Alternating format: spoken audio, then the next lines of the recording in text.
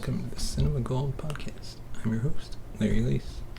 Today we're diving into the latest box office news and giving our review of the latest episode of Falcon and the Winter Soldier, along with the Suicide Squad trailer and the massive success Nobody film.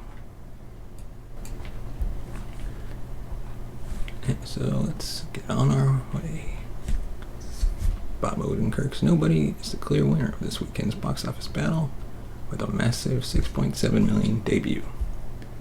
Los Angeles is leading the pack in North America for the second weekend in a row, after opening theaters for the first time since the pandemic took place. And it's keeping its stamina up from last weekend. Nobody is an action thriller film directed by, I'm not even going to try to say their name, from a script by Derek Kolstad, starring Bob Odenkirk, Connie Nelson, Christopher Lloyd, and follows a man who helps a stranger being harassed, only to become the target of a vengeful drug lord. Globally, the film has taken in $11.7 million. Los Angeles is the number one market in North America with $1.1 million. While it's definitely good news that Los Angeles is getting back on track, movie theaters across the United States are still at 25% capacity, though that is expected to change by next weekend, where a majority of North American theaters will begin allowing 50%. For the Easter weekend, Regal Theaters is also set to reopen on April 2nd, which will be another solid box office help. Disney's Raya and the Last Dragon claims second this weekend after earning $3.5 million, with a grand total globally of $90.4 million, which is an impressive feat considering that the movie is currently also streaming on Disney+. Tom and Jerry has fallen at number 3 this weekend with $2.5 million. The animated film / live action hybrid has earned just over $85 million since debuting in theaters and HBO Max 4 weeks ago. Chaos Walking earned the 4th spot, bringing in $1.8 million. Benedict Cumberbatch's The Courier fell to number 5, bringing in just $1 million total. Crude's A New Age has fallen to 6 with $540,000. The animated family movie has been in the top 10 since its debut 18 weeks ago and has earned $160.9 million globally in that time. The Marksman has taken the 7th spot this weekend after earning $375K. To date, the action thriller has earned just over $19 million globally in 11 weeks. Boogie has come in at number 8, earning $340K. And Wonder Woman took the 10th spot after bringing in an additional $245,000. The sequel premiered on HBO Max at the end of last year and has now earned $165.8 million globally. Next weekend, we'll surely see Godzilla vs. Kong fight for that number 1 spot, as it's already becoming a massive hit globally. These box office numbers were provided by thenumbers.com. It's the-numbers.com. And now let's get on to our review of the Falcon and Winter Soldier.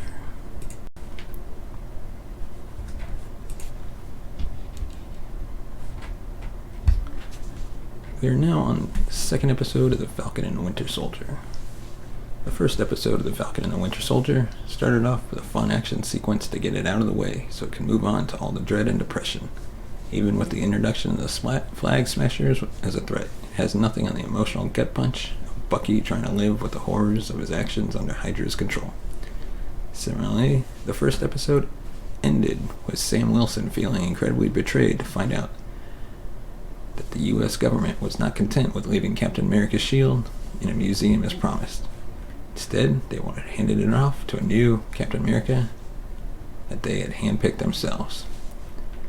In comic book canon, there are 5 major Captain America replacements throughout the years, not counting a couple of minor footnotes. Bucky and Falcon are the 2 most recent. William Burnside as Captain America was a retcon to explain why there was Captain America comics published in the 1950s, when Marvel canon indicated that Steve Rogers was still on ice. Isaiah Bradley was also a retcon used to expand on the legend and illustrate how not even Captain America is immune to the horrors of racism. But John Walker His run as Captain America will probably remain the most memorable due to why it existed. To explain who Captain America was, by showing you what he was not.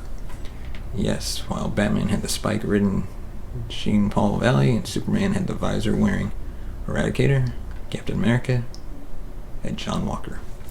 Originally, the story was that Walker was a borderline deranged fascist who was too far right to truly stand for Captain America's ideals, but was still a hero and good person where it mattered. To bring the story up to date in 2021, Walker's story needed more juice than he's too conservative. And based on this episode, they seem to be on track of making it work. The Falcon and Winter Soldier Episode 2, The Star-Spangled Man, does its best to try and make us like Walker at least a little. He isn't injected with super soldier serum, but he's as physically talented and purposeful as they get. He wants to make things work. He tries to play nice with our protagonist. Others vouch for him in a way that makes him seem deserving of the mantle. He's a bit of a dingus, but he's trying. While Bucky and Falcon are too disgruntled with each other and the situation itself to give him a chance. At best, Walker appears to be naive, but there's still the strong possibility that there's something truly antagonistic underneath it. It's not just in the way he goes his separate ways with Sam and Bucky, but in the very jarring and deliberate way he's introduced in his final scene. He may be a decorated and willing, but at the end of the day, he's a cog in a broken system, and he may never truly be on the same page as our heroes.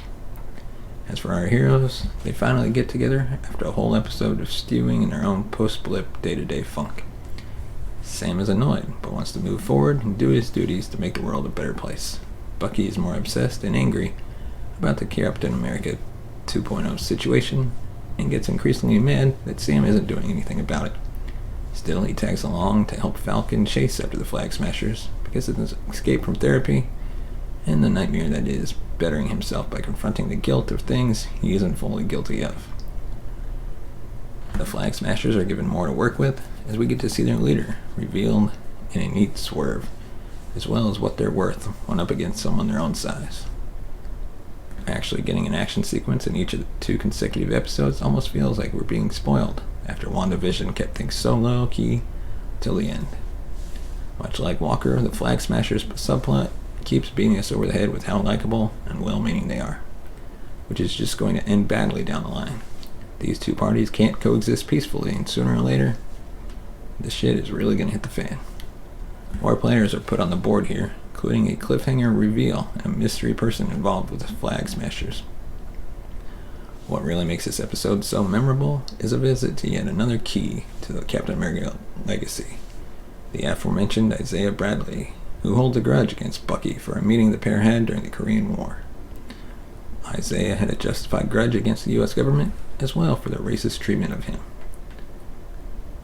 Admittedly, Bucky could have saved a lot of gas and heartache if he just talked to Sam about it for 2 minutes instead. But their meeting with Bradley is a tense sequence, and their time in Baltimore doesn't end well. Bucky is once again punished for his cursed past life, and Sam gets to see more of the history of the S.H.I.E.L.D. It's a sobering moment, showing us that while John Walker seems mostly on the up and up, it doesn't truly matter, as the machine behind him is capable of orchestrating such injustice to one of their own in the name of patriotism. On a more upbeat note, Sam ragging on Bucky for being an ancient cyborg is always great. We need more of Bucky dealing with pop culture. Maybe he should listen to Marvin Gaye's Trouble Man or something. After a shaky start, the Falcon and the Winter Soldier seem to have found its footing. We've moved past the boats and banks and loans for now, and we're walking into an interesting conflict.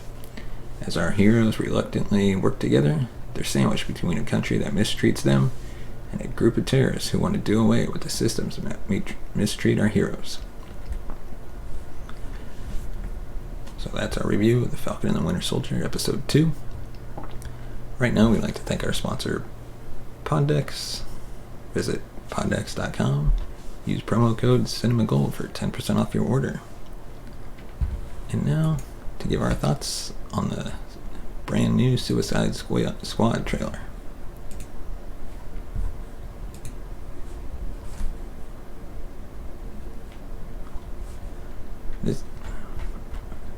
Warner Brothers has finally released the first trailer for James Gunn's The Suicide Squad. And boy, does it deliver. The film is set to arrive in theaters and on HBO Max this year. This time, James Gunn is giving his version of the Suicide Squad. This time around, we are getting plenty of R-rated action. James Gunn at one point was fired from his job as director of Guardians of the Galaxy Volume 3 over some old, controversial tweets. Studios lined up to lock Gunn down, and Warner Brothers managed to entice him by letting him pick up where David Ayer's Suicide Squad let off.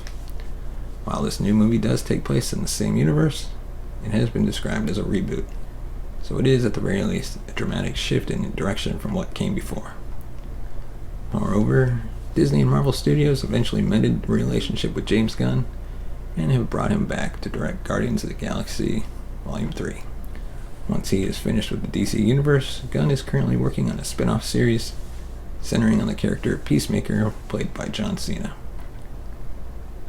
The movie has an absolutely massive cast. Margot Robbie returns as Harley. The ensemble cast also includes Idris Elba, John Cena, Joel Kinnaman, Jai Courtney, Michael Rooker, Alice Braga, Pete Davidson, Joaquin Cosio, Storm Reed, Nathan Fillion, Steve Agee, Sean Gunn, Jennifer Holland, Sylvester Stallone. Moreover, the Suicide Squad centers on Task Force X, which have been handed a new assignment. The team this time around includes Bloodsport, Peacemaker, Captain Boomerang, Ratcatcher 2, Savant, King Shark, Blackguard, Javelin, and Harley Quinn. They are armed heavily and dropped on the remote, enemy-infused island of Corto Maltese, trekking through a jungle teeming with militant adversaries and guerrilla forces at every turn. They are on a search and destroy mission with only Colonel Rick Flag on the ground to make them behave. Amanda Waller's government are in their ears, tracking their every movement. One wrong move and they're dead. And now, to finish up with our review of Nobody. Nobody comes to us from the director of Hardcore Henry. It stars Bob Odenkirk as a guy that nobody looks twice at. He's got a seemingly average life, loving family, a wife and 2 kids he cares about, and an older father in a care facility played by Christopher Lloyd. But there's something else under the surface. You can tell there's something he's hiding. Perhaps a past that we don't know about, and eventually, because of a series of mishaps, turns out this guy isn't a nobody at all. In fact, he's got a particular set of skills, and he's going to turn them loose on a bunch of unsuspecting bad guys. By no means is this a new or original fresh piece of filmmaking. In many ways, this is a film we've seen a lot. The writer of this film, Derek Kolstad, also wrote the previous 3 John Wick movies, and in many ways this feels like a copy and paste variant of a John Wick first draft. We have a middle-aged guy this time. He has a family instead of being a total loner, and he has a violent past in an organization that we know little about, but eventually discover some things, and because of a series of unintentional interactions, he gets caught up in a violent world once again and has to use all his skills to protect those he cares about, or just in himself. In many ways, this is a John Wick clone. He even has gold in his basement. But what does make the film fresh is the unique casting choice of Bob Odenkirk as this ass-kicker, a role that I would never in a million years believe he would play, and he crushes it.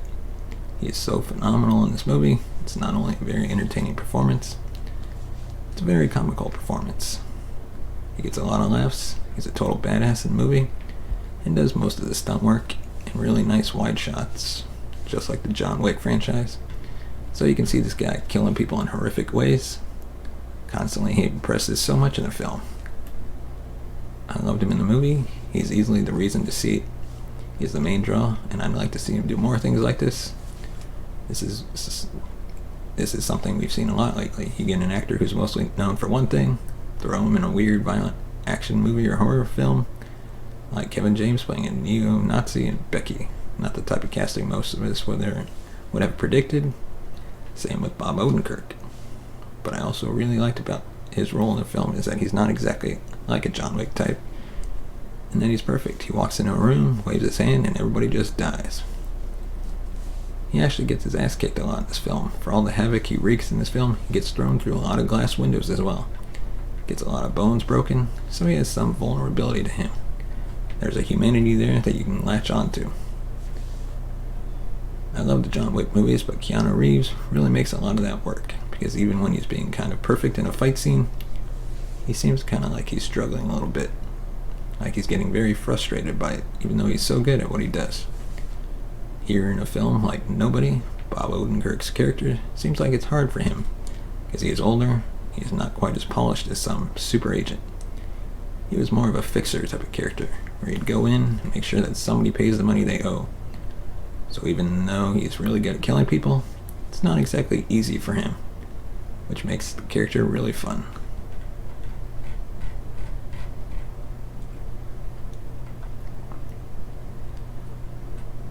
It's just an entertaining film that occasionally is kind of funny. Bob Odenkirk is really entertaining to watch as an ass kicker, but besides that, the movie doesn't really have much longevity. Found myself forgetting it pretty quickly. I'm going to give Nobody a B-.